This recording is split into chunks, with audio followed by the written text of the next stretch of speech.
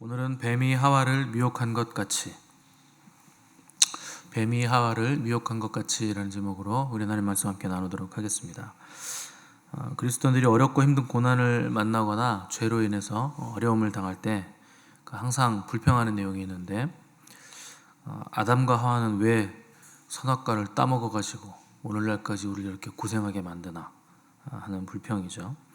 그냥 에덴 동산에서 잘 시키는 대로 잘 살았으면 힘들게 살 필요도 없고, 우리가 이렇게 먹고 사느라 힘들 필요도 없고, 땀 흘릴 필요도 없고, 또 여자분들도 출산하느라 고통을 당할 일도 없었을 텐데, 이게 아담과 하와 덕분에 우리가 무슨 고생인가, 이런 생각을 하시는 분들이 계십니다. 그럼 아담과 하와 때문에 우리가 이렇게 고생을 한다, 그렇게 생각하실 수 있는데, 충분히 그럴 수 있는데, 아담과 하와 대신에 여러분들이 거기 있었어도 분명히 여러분들이 선악과를 따먹었을 겁니다. 최초의 인간들이었기 때문에, 하나님과 방불한 존재로 지어졌기 때문에 가장 지혜롭고 가장 명철하고 가장 하나님을 닮은 존재들이었는데, 선악과에 손을 댔다 하는 것은 누가 거기에 있었어도 똑같았다 하는 것이죠. 여러분들이 국가대표 축구 선수들이 축구하는 거 보고 저걸 저렇게 차네, 골대 바로 앞에서 저걸 넘기기도 힘들지 않나? 이런 생각을 하시는데, 그럼 여러분이 한번 뛰어보십시오. 그렇게 할 수 있나? 못합니다. 아담과 하와가 우리보다 훨씬 뛰어난 존재이기 때문에 그들이 먹었으면 우리도 선악과를 먹었다 하는 게 당연한 거죠. 그러니까 인간이 부족해서라기보다는 사탄이 너무나 뛰어나게 미혹을 했기 때문에 손을 댔다 하는 것으로 이해를 하셔야 됩니다. 그래서 뱀이 교묘하게 이제 하와가 혼자 있을 때 질문을 한 거죠. 하나님이 참으로 너희에게 동산 모든 나무 열매 먹지 말라 그러디? 이렇게 물어본 겁니다. 벌써 질문이 의도가 있잖아요. 하나님이 그런 말 한 적 없는데 모든 나무 열매를 먹지 말아라, 무슨 폭군인 것처럼, 굉장히 이기적인 왕인 것처럼, 하나님만 마시는 거 먹는 것처럼 이렇게 물은 거죠. 그리고 하와는 피해자인 것처럼 이렇게 질문을 한 겁니다. 어떻게 이 동산에 있는 모든 나무 열매를 먹지 말라 그럴 수가 있냐? 진짜 나쁜 분 아니냐? 이렇게 물어봤다는 거죠. 근데 하와는 나름 또 하나님을 변론하고 하나님 편을 들어준다고, 아니다, 모든 나무 열매를 먹지 말라 그런 게 아니고, 동산 중앙에 있는 나무 열매는 하나님 말씀에 너희 먹지도 말고 만지지도 말라, 너희가 죽을까 하노라, 이렇게 얘기를 한 겁니다. 자, 먹지 말라 그랬지 만지지 말라 그런 얘기는 없었고, 죽는다 그랬지 죽을지도 몰라, 죽을까 한다, 이런 말 하신 적이 없죠. 그러니까 하나님을 변론한답시고 하나님 말씀을 과장한 거죠. 그러니까 이게 말씀을 우리가 더 강하게 이제 과장한 건데, 강화시킨 건데, 하나님의 말씀은 더 하는 것도 죄고 덜 하는 것도 죄입니다. 둘 다 균열을 만들어요.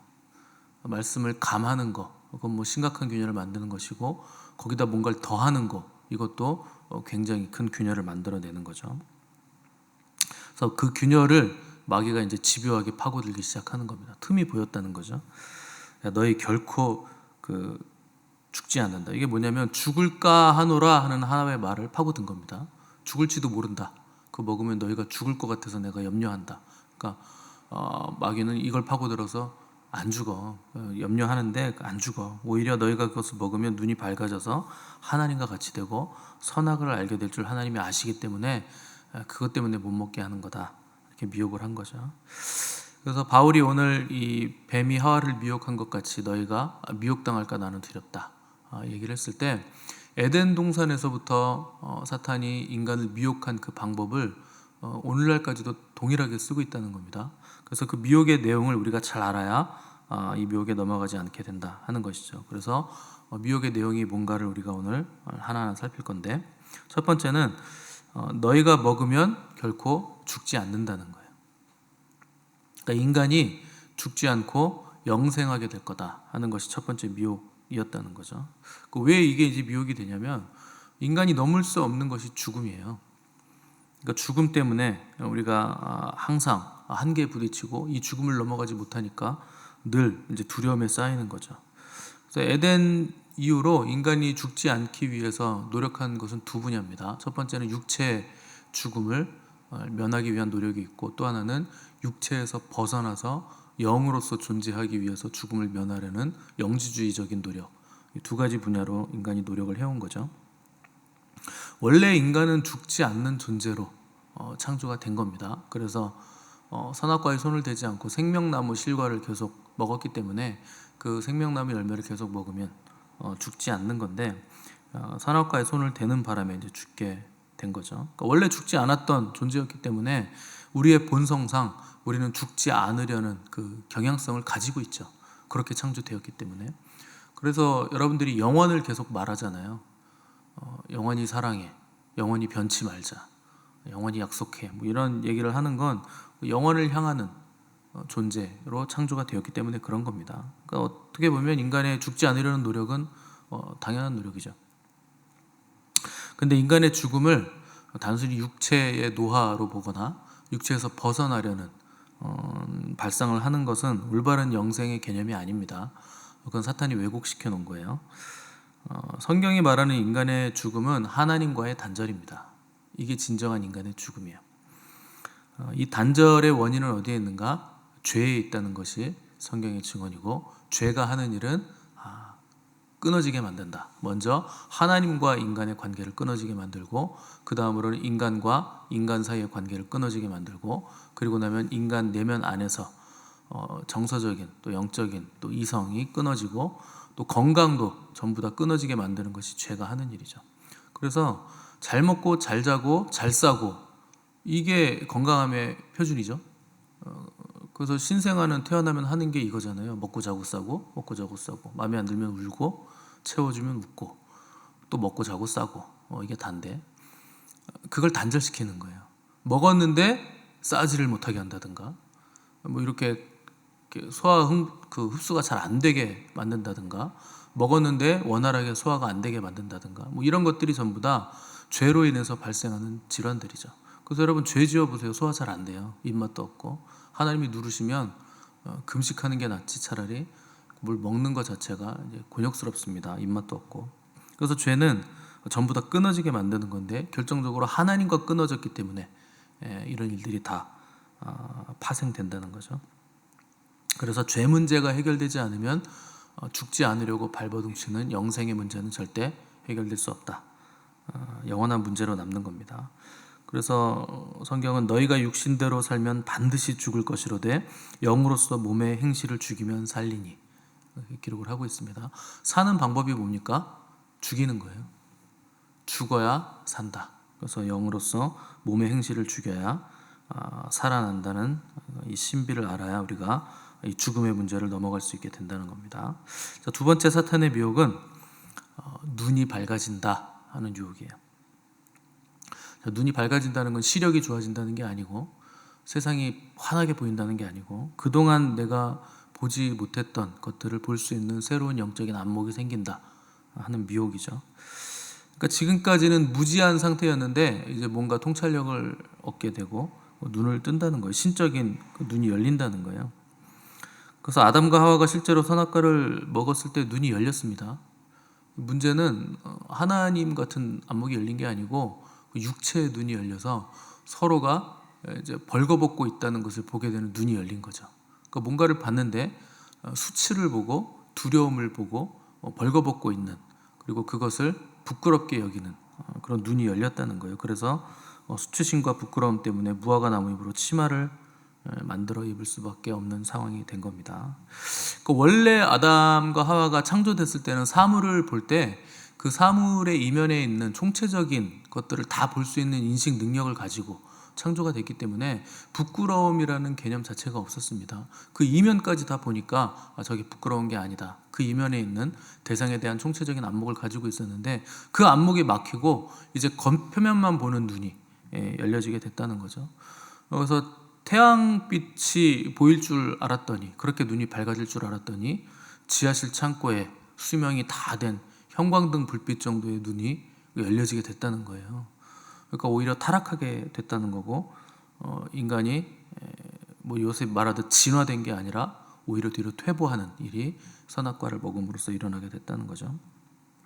그래서 원래 총체적인 인식 능력을 가지고 있었던 인간의 이성이 타락하면서 제한성을 가지게 됐습니다. 그래서 인간 이성의 제한성은 자기 이성에 부합하는 것만 옳은 것으로 인식하게 됐다. 이게 인간의 타락이에요. 인간 이성의 타락입니다. 그래서 우리는 합리적인 사람을 꽤나 괜찮은 사람이라고 생각하는 경향성이 있는데, 합리라는 게 뭡니까? 이성에 부합한다 하는 게 합리잖아요. 그럼 인간 이성이 타락했는데 그 이성에 부합하는 게 합리적인 인간이라고 높여준다면 굉장한 제한성을 가진 인간의 상태일 수밖에 없다는 거죠. 그게 괜찮은 사람이 아니라는 겁니다.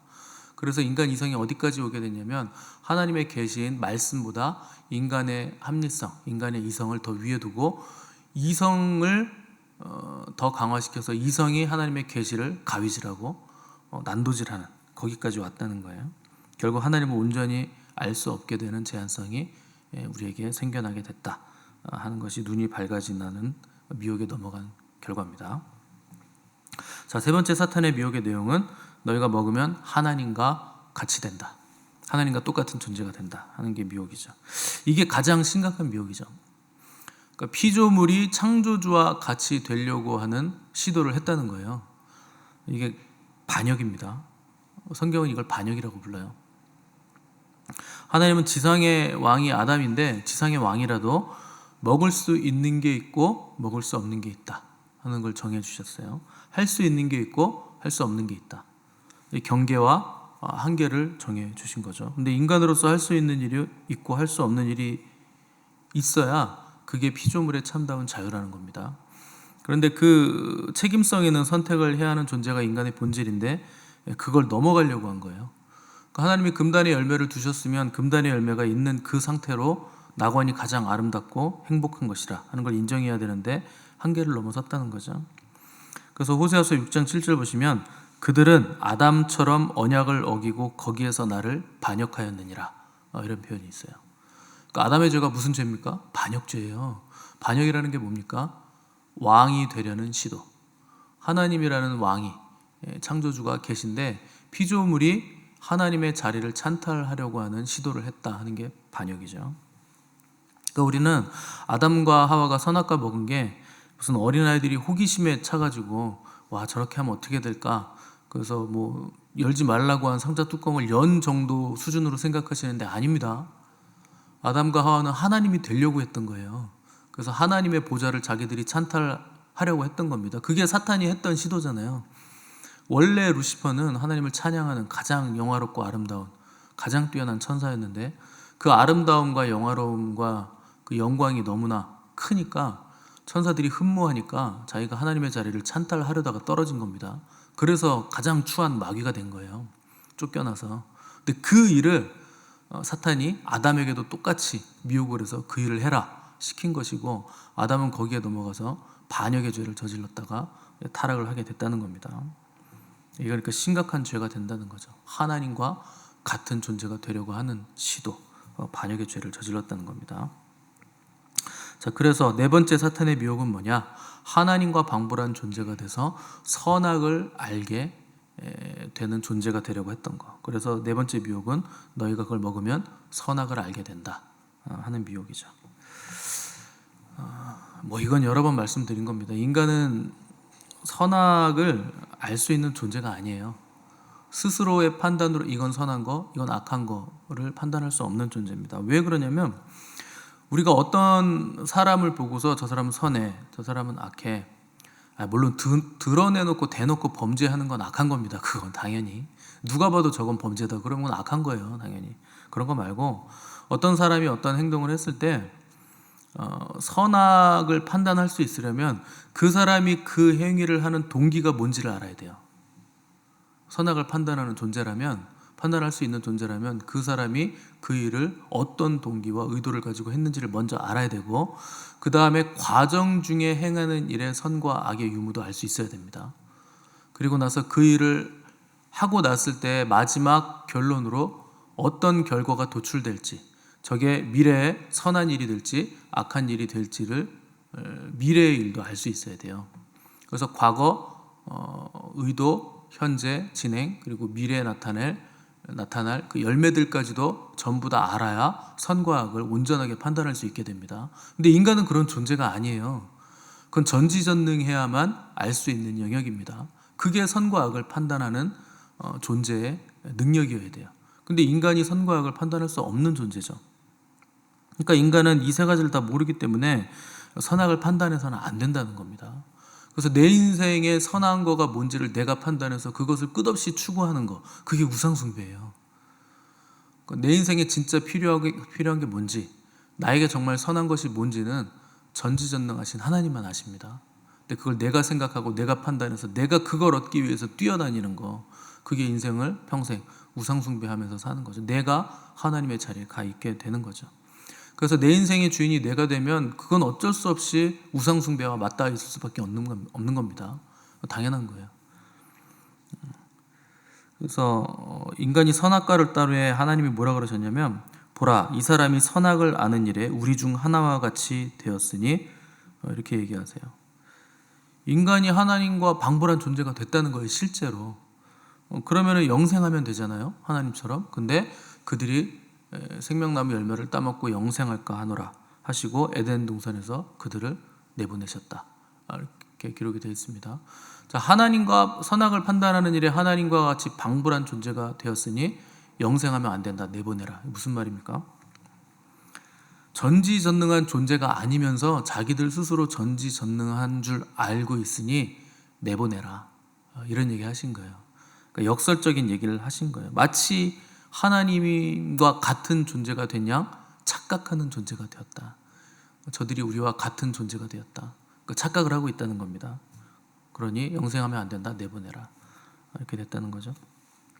이게 에덴 동산에서 뱀이 하와를 미혹했던, 그리고 아담과 하와를 미혹했던 네 가지의 극심한 미혹입니다. 그러니까 하와가 이 미끼를 문 거죠.